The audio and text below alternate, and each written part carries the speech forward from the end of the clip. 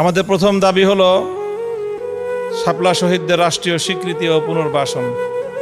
শাপলা গণহত্যার শহীদ ও আহতদের রাষ্ট্রীয় স্বীকৃতি দিতে হবে। শহীদ পরিবারকে উপযুক্ত ক্ষতিপূরণ, আহতদের চিকিৎসা এবং পূর্ণাঙ্গ পুনর্বাসনের দায়িত্ব সরকারকে নিতে হবে। বিশেষ করে শহীদ পরিবার ও পঙ্গুত্ব বরণকারীদেরকে নিয়মিত ভাতা প্রদান করতে হবে। 2. পাঠ্যপুস্তকে ইতিহাস সংযোজন।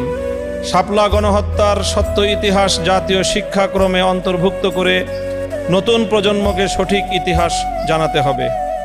3. জুলাই ঘোষণাপত্রে জাতীয় স্বীকৃতি। জুলাই ঘোষণাপত্রে শাপলা গণহত্যাকে জাতীয় ট্র্যাজেডি হিসেবে স্বীকৃতি দিয়ে রাষ্ট্রীয় অবস্থান সুস্পষ্ট করতে হবে।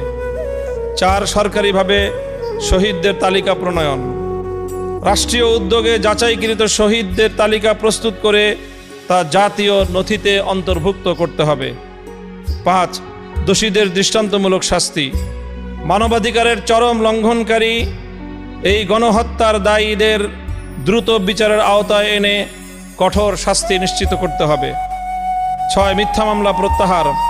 হেফাজতে ইসলাম ও সংশ্লিষ্ট ব্যক্তিদের বিরুদ্ধে দায়ের করা সকল মিথ্যা ও হয়রানিমূলক মামলা অবিলম্বে প্রত্যাহার করতে হবে।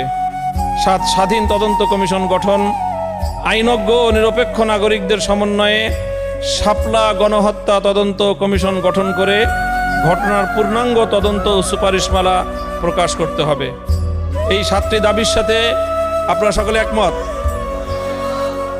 আমরা এই মুহূর্তে আগামী দিনে আমাদের পক্ষ থেকে একটি কর্মসূচি ঘোষণা করছি। শাপলা কেন্দ্রিক বিভিন্ন কাজে অংশীজনের সম্মাননা ও সম্মিলনী 2025। আগামী 30 আগস্ট 2025 শনিবার শাপলা গণহত্যা নিয়ে যারা বিভিন্নভাবে কাজ করেছেন এ পর্যন্ত বিভিন্ন অঙ্গনে সংবাদ প্রতিবেদন ও গবেষণা, সাহিত্য রচনা, চিকিৎসা সহায়তা, আইনগত লড়াই কিংবা স্মৃতি সংরক্ষণমূলক উদ্যোগ, তাদের সম্মাননা প্রদানের মাধ্যমে একটি সম্মিলনী আয়োজন করা হবে।